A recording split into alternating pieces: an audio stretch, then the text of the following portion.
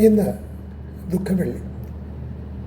ഭർത്താവിൻ്റെ കഷ്ടതയുടെയും രക്ഷാകരമായ ഉയർപ്പിൻ്റെയും അനുഭവത്തിലേക്ക് നാം ഒരിക്കൽ കൂടി കടന്നു വന്നിരിക്കുകയാണ്. അതിനായി നാം ദീർഘനാളായി നോമ്പിൻ്റെ ദിനങ്ങളിൽ കൂടി കടന്നു വരികയായിരുന്നു. രക്ഷാപദ്ധതിക്കായി തലമുറകളിലായി ദൈവം നടത്തിയ ഒരുക്കത്തിൻ്റെ പൂർത്തീകരണമാണ് മനുഷ്യനായി ജനിച്ചതും കഷ്ടാനുഭവമൊക്കെ. അതുപോലെ തയ്യാറെടുപ്പിലൂടെ തന്നെ വേണം കഷ്ടാനുഭവത്തിൻ്റെയും ഉയർപ്പിൻ്റെയും അനുഭവത്തിലേക്ക് നാം പങ്കാളികളാക്കുവാൻ. അതാണ് നോമ്പിലൂടെ ചെയ്യുന്നത്. ത്യാഗത്തിൻ്റെയും സഹനത്തിൻ്റെയും ശൂന്യവൽക്കരണത്തിൻ്റെയും അനുഭവം ക്രൂശിൻ്റെ സന്ദേശമായി തീരുമ്പോൾ അതിലൂടെ ലഭിക്കുന്ന ദൈവിക പ്രത്യാശയും പ്രതിഫലവുമാണ് ഈസ്റ്റർ നമുക്ക് തരുന്നത്. ഏത് പ്രതിസന്ധിയിലും പിടിച്ചു നിൽക്കാനുള്ള കഴിവാണ് ഈസ്റ്ററിലൂടെ ലഭിക്കുന്നത്. അതാണ് നമുക്ക് ഇന്നും ശക്തി. പലരിൽ നിന്നും പല സാഹചര്യങ്ങളിലും നമുക്ക് പീഡകളെ നേരിടേണ്ടി വരും. പക്ഷേ ഒരു ക്രിസ്ത്യാനി അതിലൂടെയെല്ലാം ശക്തി ആർജിക്കുകയാണ്. ലക്ഷ്യത്തിലേക്കുള്ള യാത്രയിൽ പലതും നമുക്ക് നഷ്ടപ്പെടും, സ്വയം ശൂന്യവൽക്കരിക്കപ്പെടുകയും ചെയ്യും. ക്രൂശിൻ്റെ സന്ദേശം ലോകത്തിന് അപ്രാപ്യമായ ഒരു യാഥാർത്ഥ്യമാണ്. മനുഷ്യ നേട്ടങ്ങളുടെ പിന്നാലെയാണ്. ആരെ ചവിട്ടി മെതിച്ചാൽ ലാഭം ഉണ്ടാക്കണം എന്ന ചിന്തയാണ് നമുക്ക് എപ്പോഴും ഉള്ളത്. അവരെ മിടുക്കരായിട്ടാണ് നാം കാണുന്നത്, അത് ശ്രേഷ്ഠമായി കാണുന്നു. അവിടെ നഷ്ടപ്പെടുത്തുവാൻ സന്നദ്ധമാകുന്ന ക്രൂശിൻ്റെ അനുഭവം ഭോഷത്വമാണ് എന്ന് പറയും. ആ സാഹചര്യത്തിൽ ധാർമ്മികതയും മൂല്യങ്ങളും കാലഹരണപ്പെട്ട ആശയങ്ങളായി കാണുവാനിടയാകും. ക്രൂശിൻ്റെ യഥാർത്ഥ സന്ദേശം നൽകുവാൻ സാധിക്കുമ്പോഴാണ് നാം യഥാർത്ഥ ക്രിസ്ത്യാനികളായി തീരുന്നത്. ഇന്ന് ലോകത്തിൻ്റെ മുൻപിൽ അനേകം പ്രശ്നങ്ങളുണ്ട്. സാമ്പത്തിക രംഗത്തുണ്ടായിരിക്കുന്ന തകർച്ച അനേകരെ നിരാശയിലേക്കും പ്രതിസന്ധിയിലേക്കും തള്ളിയിട്ടുകൊണ്ടിരിക്കുന്നു. ആഗോള താപനം, കലാപങ്ങൾ, ഭീകര പ്രവർത്തനങ്ങൾ, യുദ്ധക്കെടുതികൾ ഇവയെല്ലാം പ്രശ്നങ്ങളാണ്. ഈ പ്രതിസന്ധികളിലെല്ലാം തളർന്നു പോകാതെ പ്രത്യാശ നിൽക്കുവാനും ദൈവഹിതത്തിൻ്റെ യഥാർത്ഥ പൊരുൾ ലോകത്തിന് കാണിച്ചു കൊടുക്കുവാനും ക്രിയാത്മകമായി ഒരു തിരുത്തൽ ശക്തിയായി പ്രവർത്തിക്കുവാൻ നമുക്ക് കഴിയണം. കർത്താവിൻ്റെ ക്രൂശിനാൽ അനുഗ്രഹിക്കപ്പെട്ട നാം എത്രയോ അനുഗ്രഹീതരാണ്. നമുക്ക് സാത്താനെയും പാപത്തെയും അതിജീവിക്കുവാൻ ദൈവശക്തി ലഭിച്ചവരാകുന്നു. ക്രൂശിൻ്റെ വചനം നശിച്ചു പോകുന്നവർക്ക് ഭോഷത്വവും രക്ഷിക്കപ്പെടുന്ന നമുക്കോ ദൈവശക്തിയുമാകുന്നു. 1 കൊരിന്ത്യർ 1:18 കാണുന്നുണ്ട്. വിരഹാരാധികൾ, ദുർലാഭമോഹികൾ, അത്യാഗ്രഹികൾ ഇവർ സത്യജീവിതത്തിൽ നിന്ന് വളരെ അകലെയാണ്. അവർ ദൈവത്തെ മറന്നു ജീവിക്കുന്നു. അവർ ക്രൂശിൻ്റെ ശക്തിയെ അറിയുന്നില്ല. അറിഞ്ഞിരുന്നുവെങ്കിൽ തേജസ്സിൻ്റെ കർത്താവിനെ ക്രൂശിക്കുകയില്ലായിരുന്നെന്ന് 1 കൊരിന്ത്യർ 2:18 കാണുന്നുണ്ട്. മനുഷ്യരുടെ ഇടയിൽ നിന്നുള്ള ഉയർപ്പും ക്രൂശിന്മേലുള്ള മരണവുമാണ് ക്രൂശിൻ്റെ ശക്തിയെ നൽകിയത്. വിശുദ്ധ പൗലോസ് പറയുന്നത്, നിങ്ങൾ മരത്തിൽ തൂക്കിക്കൊന്ന യേശുവിനെ നമ്മുടെ പിതാക്കന്മാർ ദൈവം ഉയർപ്പിച്ചു. ഇസ്രായേലിന് മാനസാന്തരവും പാവവും നൽകുവാൻ ദൈവം അവനെ പ്രഭുവായും രക്ഷിതാവും അവനെ വലങ്കിയായി ഉയർത്തിയിരിക്കുന്നു. അപ്പോസ്തല പ്രവൃത്തികൾ 5:30-31. ക്രൂശിക്കപ്പെട്ടവരിൽ ആരും ഉയർക്കപ്പെട്ടിട്ടില്ല. അവരുടെ പേരുകൾ പോലും മായ്ക്കപ്പെട്ടു കഴിഞ്ഞു. എന്നാൽ ക്രൂശിൽ തറയ്ക്കപ്പെടുകയും കൊല്ലപ്പെടുകയും പുതിയ കപ്പൽ സംസ്കരിക്കപ്പെടുകയും 3 നാൾ ഉയർക്കുകയും ചെയ്ത യേശുവാണ് നമ്മെ ഉയർപ്പിക്കുകയും സ്രോതത്തിൽ അനേകർ അവനോടൊപ്പം ഇരുത്തുകയും ചെയ്യാൻ പോകുന്നത്.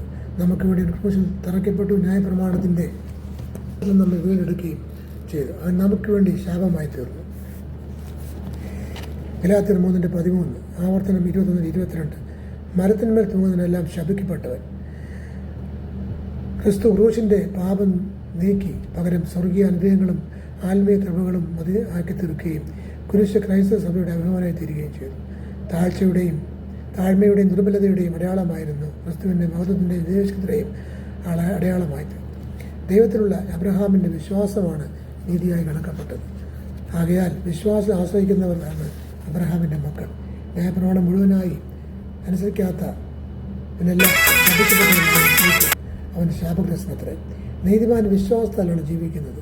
മനുഷ്യ നമുക്ക് വേണ്ടി ശാപമേറ്റ് ന്യായപ്രമാണത്തിനുള്ള രക്ഷ നൽകി. അബ്രഹാമിൻ്റെ അനുഗ്രഹം വിശ്വാസം വഴി വിജാതിയർക്കും ആത്മാവിൻ്റെ വാഗ്ദാനം വിശ്വാസം വഴി നാമം പ്രാപിക്കണം. ന്യായപ്രമാണത്തിന് കീഴിൽ കൽപ്പന പാലിക്കുന്നവർക്ക് അനുഗ്രഹവും ലംഘിക്കുന്നവർക്ക് ശാപവും വെച്ചിരുന്നു. സാത്താന്യ ശക്തിയുടെ വ്യാപനമാണ് ശാപം. കൽപ്പന പാലിച്ച് മാത്രം നീതിരിക്കപ്പെടില്ല. ന്യായപ്രമാണത്തിൽ പ്രവർത്തിയാൽ ഒരു ജഡവും അവൻ്റെ സന്നിധിയിൽ നീതിരിക്കപ്പെടുകയില്ല. എന്നാൽ ക്രിസ്തു നമുക്ക് വേണ്ടി മരത്തിന്മേൽ തൂങ്ങി ശാപമായി തീർന്നിരിക്കാൻ ക്രിസ്തുവിൽ ജീവിക്കുന്നവരുടെ മേൽ ഒരു ശാപമില്ലാതെ 1:7 കാണുന്നുണ്ട്.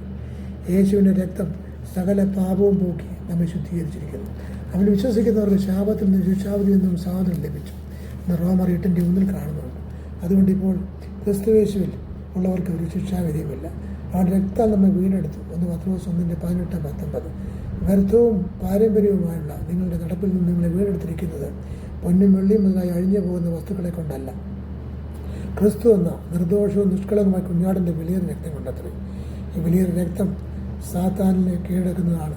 വെളിപാട് 12:11 വിശുദ്ധന്മാർ കുഞ്ഞാടിൻ്റെ രക്തം ഹേതുവായിട്ടും തങ്ങളുടെ സാക്ഷ്യവചന ഹേതുവായിട്ടും സാത്താനെ ജയിച്ചു എന്ന് നാം കാണുന്നുണ്ട്. കൈക്കൊണ്ട് അവർ നാമത്തിൽ വിശ്വസിക്കുന്ന അവരുടെ ദൈവമക്കളാകുവാൻ നമുക്ക് അധികാരം ലഭിച്ചു. ക്രിസ്തുവിൽ പൂർണ്ണമായി വിശ്വസിക്കുന്നതിന് ശാപവും ബാധിക്കുകയില്ല. തൻ്റെ രക്തത്താലുള്ള വീണ്ടെടുപ്പ് വിശുദ്ധ കുർബാന സ്ഥാപനം വഴിയായി അത് അനുഭവിക്കുന്ന അവർക്ക് എന്നേക്കുമുള്ള വീണ്ടെടുപ്പിന് നിത്യജീവനുമായിട്ട് നൽകി. മത്തായി 26:27 ഈ പുതിയ നിയമത്തിൻ്റെ രക്തം അങ്ങനെ കാണുന്നതിനാൽ വിശുദ്ധ കുർബാനയിലൂടെ കർത്താവിൻ്റെ രക്തത്താലുള്ള ബലി തുടരുന്നതായും ഇതിൽ സംബന്ധികളാകുന്നവർക്ക് പാപമോചനത്തിനും ശാപത്തിൽ നിന്നും ഉള്ള വിടുതലിന് യോഗ്യത ലഭിക്കുമെന്ന് ഗ്രഹിക്കണം. കർത്താവിൻ്റെ രക്തങ്ങളാകുന്ന വിശുദ്ധ കുർബാന സംബന്ധിച്ച് വിശ്വാസപൂർവ്വം ജീവിക്കുന്ന ദൈവബോധലിന് ഒരു തരത്തിലുള്ള പാപമോ ശാപമോ ബാധിക്കുകയില്ല. ദൈവത്തെ അറിയാത്തവർ പ്രതിസന്ധികൾ പതറിപ്പോകുന്നു. ദൈവസാഹിത്യമുള്ളവന് സഹിപ്പാനുള്ള കരുത്തും കഴിവും ലഭ്യമാകുന്നു. വലിയ പ്രതിസന്ധികളും പ്രയാസങ്ങളും വരുമ്പോൾ നമ്മുടെ തന്നെ ആത്മപരിശോധന നടത്തണം. നാമധേയ ക്രിസ്ത്യാനികൾ പ്രതിസന്ധിയിൽ പകർച്ചയുണ്ടാകും. പാപത്തോടും പാപജീവിതത്തോടും യാത്ര പറഞ്ഞ് കർത്താവിൻ്റെ രക്തത്താൽ രക്ഷിക്കപ്പെട്ട അനുഭവത്തിൽ തിരുശിത്തങ്ങളാൽ വിസ്കുർബാനയുടെ ദിവ്യ സംസ്കൃതത്തിലാണോ എന്നാണ് നാം നോക്കേണ്ടത്. പക്ഷേ നാം ഇപ്പോൾ തിരക്കിലാണ്. അതിന് പലപ്പോഴും നമുക്ക് വിഘ്നമുണ്ടാകും. ആ ശ്രദ്ധയോടെ നാം മുന്നോട്ട് പോവുകയാണെങ്കിൽ നമുക്കൊരിക്കലും ലോകത്തിലുള്ള ഒരു ശാപവും ബാധയും നമ്മെ ബാധിക്കില്ല എന്ന ശക്തമായ കാഴ്ചപ്പാട് നമുക്ക് മുന്നോട്ട് പോകാൻ സാധിക്കട്ടെ. നോമ്പ് കഷ്ടാനുഭവം ആഴ്ചയും ദുഃഖവെള്ളിയൊക്കെ നമ്മെ ശക്തീകരിക്കട്ടെ എന്ന് ആശംസിച്ചുകൊണ്ട് ഞാൻ നിർത്തുന്നു. നന്ദി, നമസ്കാരം.